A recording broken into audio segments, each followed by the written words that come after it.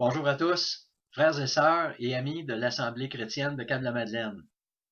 Alors, ça me fait vraiment plaisir d'être de retour pour cette deuxième capsule de nos annonces en cette période de pandémie, 13e jour de pandémie. Et nous continuons de vous faire parvenir l'information, soit par les réseaux sociaux ou notre site Internet ou par courriel via notre plateforme Office 365. Alors, j'espère que vous avez apprécié le message de notre frère Trevor qui nous a envoyé sur Dieu et le COVID-19. J'espère que ça a été un message d'encouragement pour vous. Et la deuxième partie vous sera envoyée, sera mise en ligne pour dimanche prochain. Et on vous remercie pour votre patience, votre compréhension. On est dans un temps extraordinaire où les ressources sont peut-être limitées et on vous assure qu'on va améliorer la question de la présentation au niveau visuel, l'aspect technique. On va constamment essayer d'améliorer votre expérience de visionnement pour ces prochains messages. Alors, comme annonce, j'aimerais en tout premier lieu vous annoncer que notre frère Paul Champagne est décédé à la suite de son cancer jeudi dernier à l'hôpital. Donc, plusieurs d'entre vous étiez au courant qu'il avait été hospitalisé il y a quelques semaines, plusieurs semaines, et son décès a été constaté jeudi dernier. Et il y aura des détails annoncés éventuellement concernant les funérailles, mais c'est probablement seulement, ça va aller après la crise, fort probablement.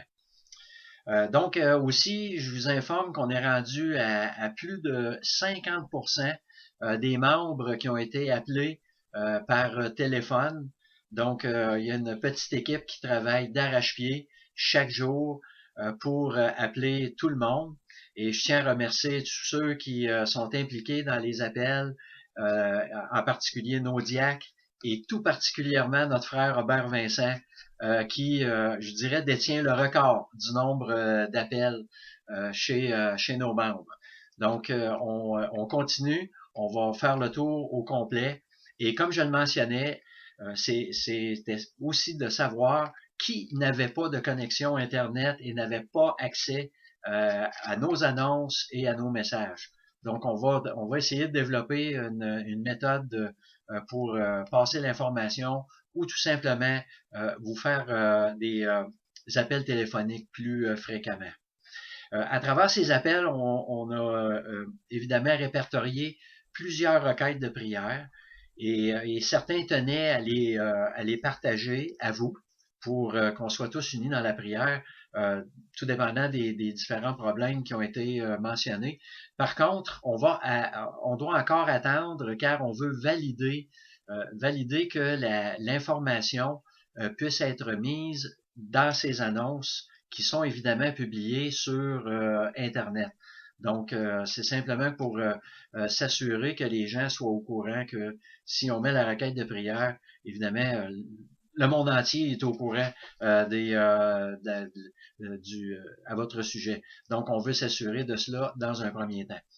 Et évidemment, il y a eu des ressources qui ont été mises en ligne pour les enfants.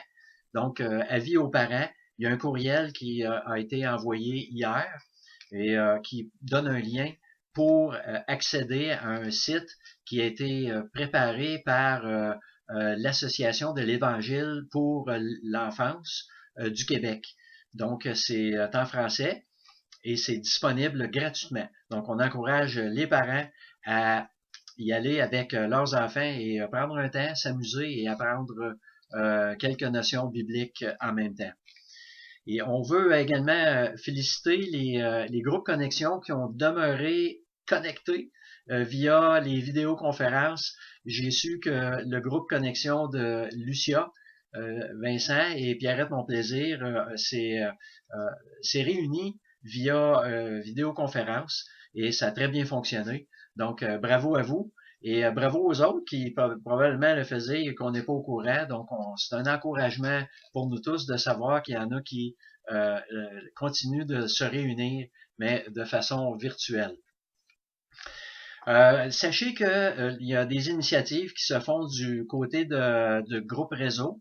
Donc, pour votre information, tous les ouvriers du Québec, les ouvriers plein temps, temps partiel et les dirigeants des assemblées vont se réunir en prière à tous les mardis soirs de chaque semaine. Donc, ça va débuter ce soir et ça va durer pour le temps de la crise. Donc, c'est une initiative du groupe Réseau et on tenait à ce que les responsables des assemblées, les anciens et les ouvriers soient ensemble dans la prière en ces temps difficiles. Et pour nous, à l'Assemblée, alors c'est une invitation, c'est un rendez-vous en prière le mercredi soir.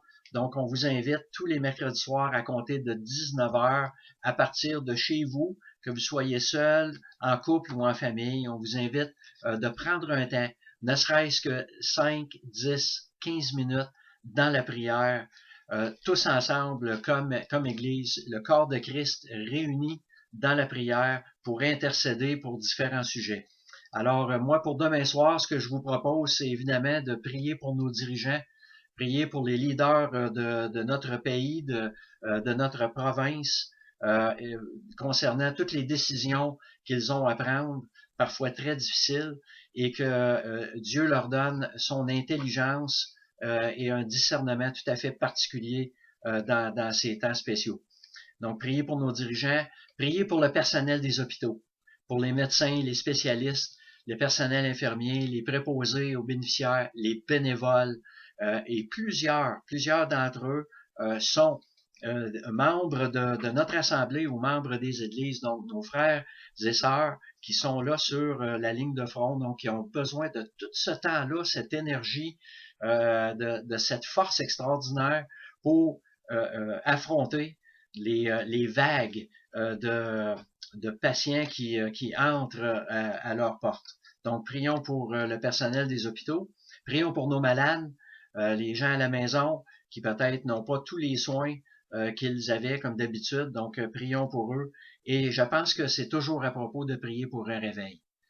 Dans un temps comme celui-ci, je crois que la crise peut susciter des questionnements, des inquiétudes et les gens peuvent peut-être se retourner vers un espoir qu'ils ne comprennent pas.